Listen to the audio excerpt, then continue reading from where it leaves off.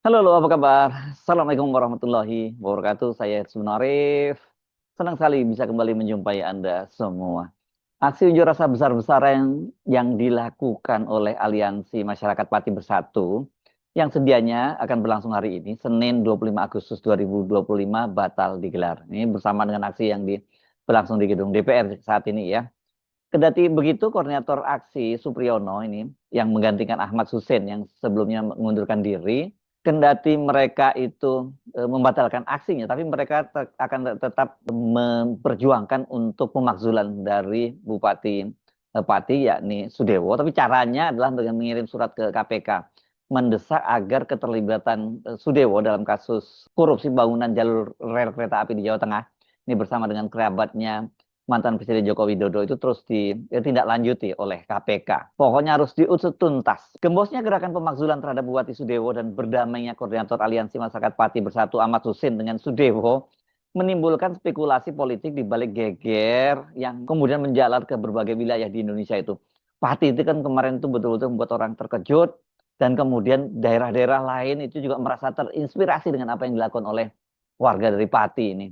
Ini sebuah kawasan yang selama ini kita tidak pernah mendengarnya atau ya pernah melihat sebagai epicentrum dari gerakan perlawanan rakyat tiba-tiba menjadi epicentrum gerakan perlawanan rakyat yang menginspirasi daerah-daerah lain itu yang terjadi kemarin pada Pati.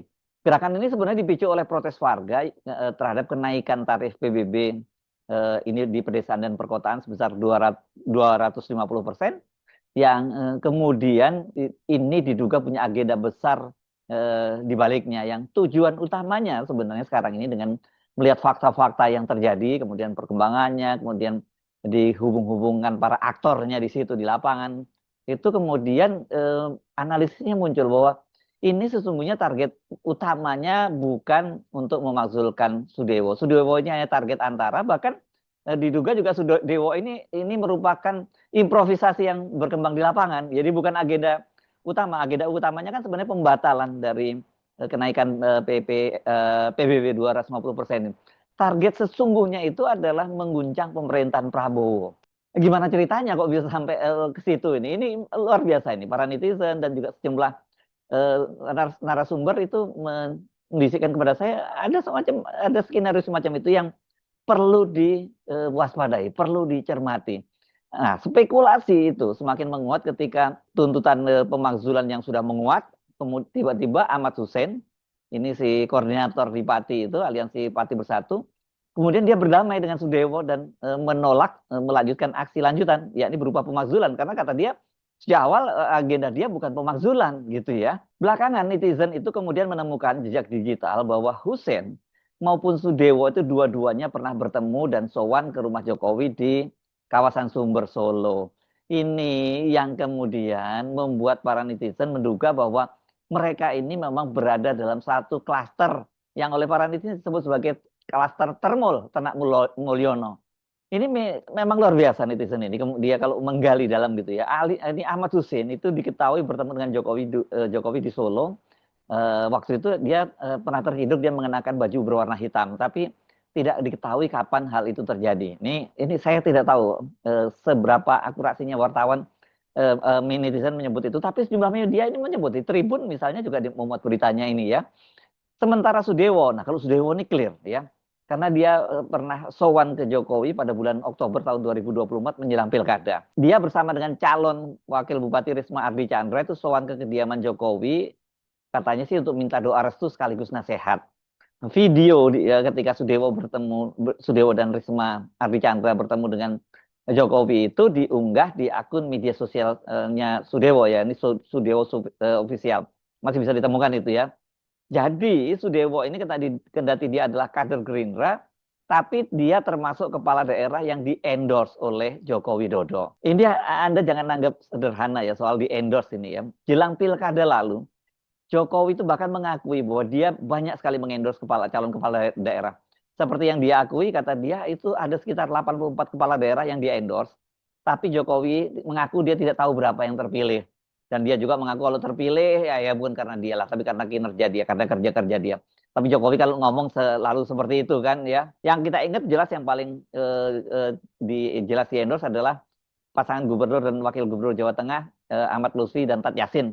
Oh, wow, itu waktu itu Pak Jokowi sampai all out, bagai termasuk juga minta Pak Prabowo pada waktu itu untuk mengendorse pasangan Lutfi dan Ahmad Yasin ya, yang ada videonya sempat viral beberapa waktu yang lalu dan banyak dipersoalkan kok presiden masih mengendorse kepala daerah. Ini jangan dianggap bahwa ini sekedar endorse biasa. Ini adalah strategi investasi jangka panjang bagi Jokowi dan dinastinya untuk Pilpres 2029. Mereka ini kan nantinya kalau mereka yang di-endorse, apalagi disupport penuh oleh Joko Widodo, tidak hanya secara politis tapi juga secara finansial, mereka ini kan nantinya akan jadi semacam tim ses dan pendukung Gibran ketika maju Pilpres 2029. Bayangkan kalau Jokowi mengakui dia menguasai kepala daerah sampai 84 kepala daerah. Dan apalagi kalau kemudian 84 kepala daerah itu yang terbanyak di Jawa, ya maka kendati dia tidak lagi jadi presiden, dia masih tetap bisa menguasai mesin birokrasi pemerintahan di daerah. Jangan lupa Jawa ini ya jumlah populasi pemilihnya terbesar. 51% ya di Jawa ini. Jadi artinya siapa yang menguasai Jawa ya dia bisa memenangkan pemilu dan Pilpres 2029 nanti. Apalagi saya mendengar kabar ini dia bukan hanya di-endorse, kepala daerah itu mengaku mereka juga mendapat bantuan secara finansial untuk berkampanye. Saya sejauh ini tidak melihat ada buktinya, tapi hanya pengakuan-pengakuan. Tetap kalau melihat Jokowi yang berkuasa selama dua periode, ya dia punyalah kemampuan besar secara finansial untuk mendukung para kepala daerah itu. Dan apa salahnya kalau dimulai dari sekarang gitu ya, tidak nanti gitu. Jadi udah diikat dulu mereka. Lantas apa kaitannya dengan fakta bahwa Husein dan Sudewo itu berada dalam satu circle Ternak Mulyono? Soal ini erat kaitannya dengan sinyalemen dan pernyataan tegas mantan Panglima TNI Jenderal TNI Purnawirawan Gatot Nurmantio pada saat reuni dan ulang tahun kelima Koalisi Aksi Menyelamatkan Indonesia kami. Gatot saat itu memaparkan data dan fakta. Ada gerakan sistematis yang menyabot dan ingin menjatuhkan pemerintahnya Presiden Prabowo. Ini kalau perlu ya maksimal hanya 2 tahun saja begitu ya. Salah satunya itu adalah krisis keuangan di daerah dan gerakan kepala daerah menaikkan pajak bumi dan bangunan yang sangat tinggi dan menimbulkan kemarahan publik. Bukan kepala daerahnya kemudian ini yang gara-gara itu kemudian mereka memang sengaja menjatuhkan Prabowo. Ini sistematis. Ada yang memang bagian dari untuk menjatuhkan Prabowo, tapi ada yang mereka karena tidak punya pilihan lain, ya mereka harus menaikkan itu. Selain Pati, yang meledak menjadi aksi besar itu kan yang kalau di Pati tanggal 13 ya, tapi kan kemudian beberapa waktu kemudian juga sudah mulai menjalar ke daerah lain, bahkan keluar Jawa. Yang eskalasinya meninggi itu sempat terjadi di Boni, Sulawesi Selatan, sampai ada bakar-bakaran dan perusakan berbagai fasilitas umum dan infrastruktur umum lainnya itu ya. Untung sejauh ini sudah bisa berhasil diredam. Beberapa daerah lain di Jawa itu juga menaikkan PBB-nya seperti Jombang, Malang, Banyuwangi, dan Cirebon. Sejauh ini bisa berhasil diredam. Yang tadinya mau mengikuti jejak dari Pati adalah Cirebon. Itu di Jawa Barat, tapi kemudian berhasil diredam ini.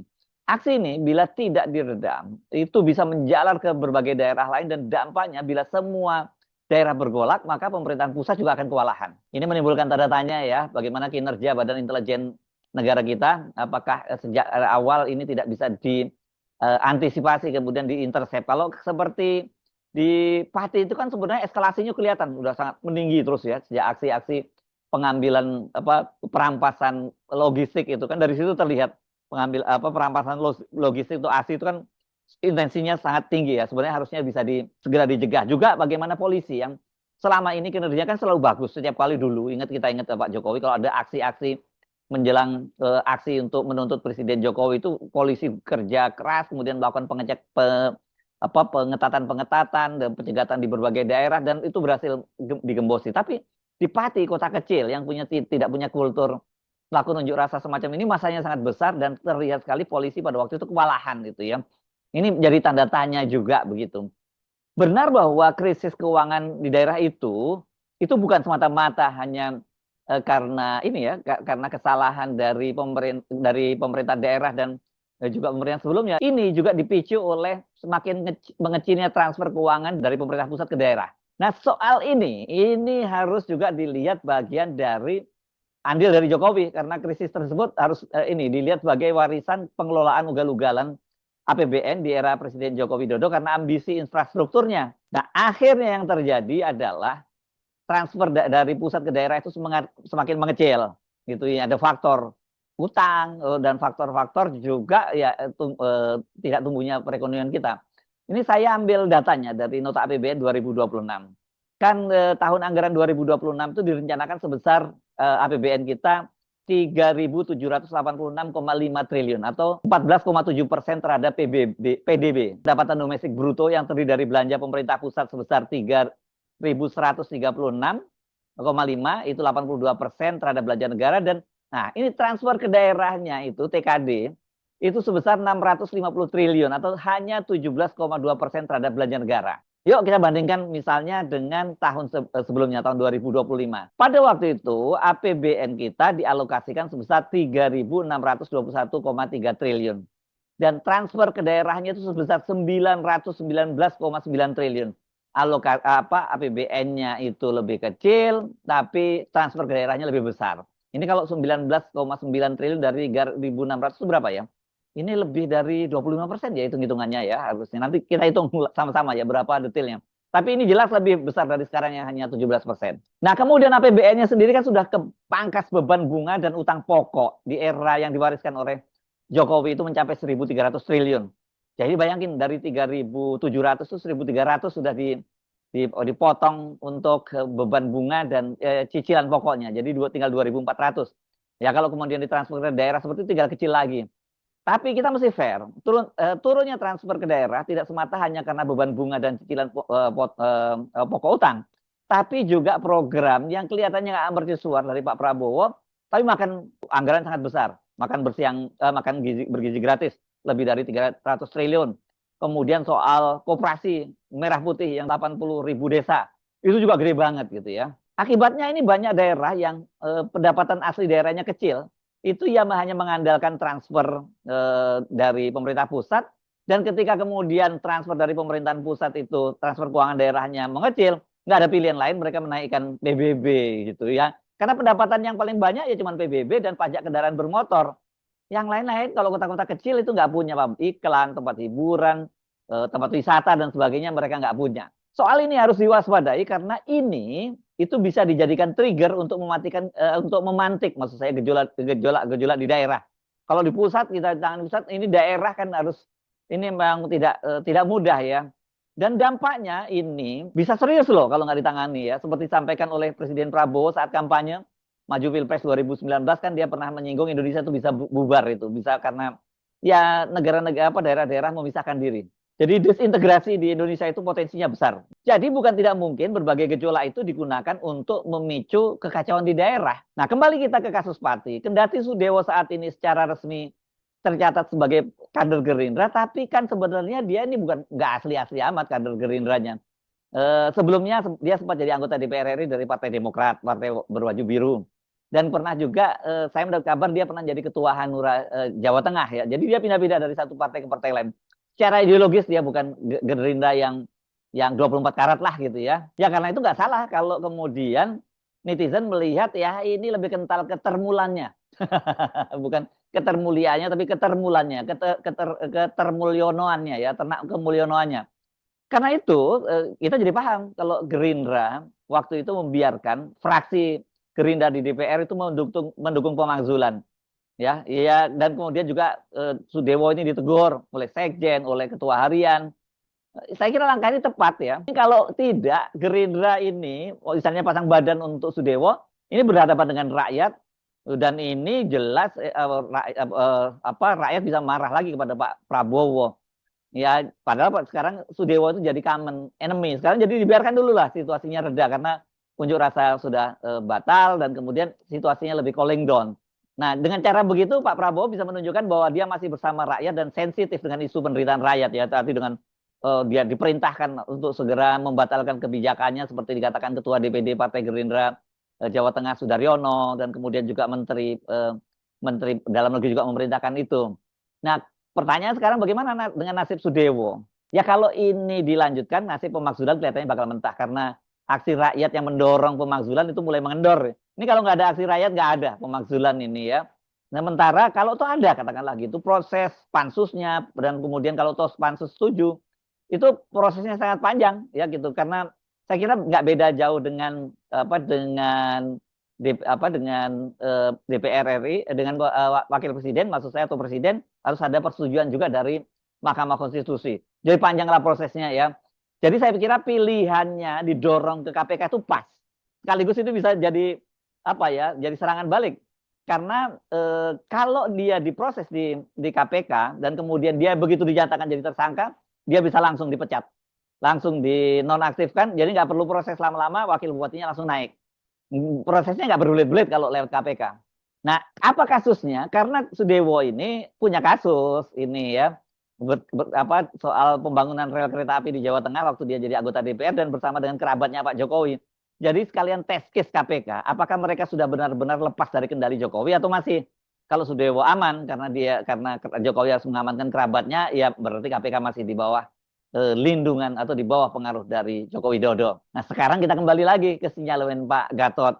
Kenapa kok kemudian peristiwa gejolak di daerah itu kita bisa masukkan dalam rangkaian sabotase sistematis dari internal pemerintahan untuk menjatuhkan Prabowo, paling lama dia berkuasa 2 tahun? Ya karena apa yang disampaikan oleh Pak Gatot itu betul-betul runut sekali dan kita melihat memang masuk akal, ada secara kronologis maupun secara peristiwanya itu kelihatan sekali kalau memang ini bagian dari rangkaian pekerjaan intelijen yang sistematis gitu ya. Dan ini sebenarnya bom waktunya sudah dipasang mulai dari pemerintahan sebelumnya dengan menaikkan PPN 12% ya. Itu untung kemudian dibatalkan oleh Presiden Prabowo. Kalau enggak, itu bisa jadi bom waktu yang bisa meluluh lantakkan pemerintahnya Prabowo. Ketika rakyat marah, hidupnya susah, PPN naik, ya orang ngamuk gitu. Oh, soal pagar laut, soal bensin oplosan, soal penundaan pengangkatan ASN dan P3K, kemudian soal gas melon 3 kg yang dilarang dijual eceran, kemudian soal beras ini ya yang sekarang sedang kisruh dan sekarang beras mulai langka dan harganya naik, ini juga serius. Beras lebih serius lagi karena soal perut ya. Kemudian pemblokiran rekening, juga soal pemberian izin tambang di Raja Ampat ini, dan kemudian sengketa 4 pulau di Aceh. Jadi semua ini rangkaian yang kalau kita jadikan satu dengan kasus di Pati, kasus-kasus pergolakan di daerah-daerah, ini adalah puzzle-puzzle gitu yang kita jadikan, kemudian dia bisa jadi mosaik yang kita lihat bahwa oh ini mosaik bagian dari sebenarnya yang ditarget adalah Pak Prabowo. Jadi yang nggak terlalu berlebihan kalau netizen dan media kemudian mengaitkan hubungan Hussein dan Sudewo yang masih dalam satu klaster termul, itu bagian dari strategi besar menjatuhkan Pak Prabowo Subianto. Saya Subno Arif, sampai jumpa lagi. Wassalamualaikum warahmatullahi wabarakatuh.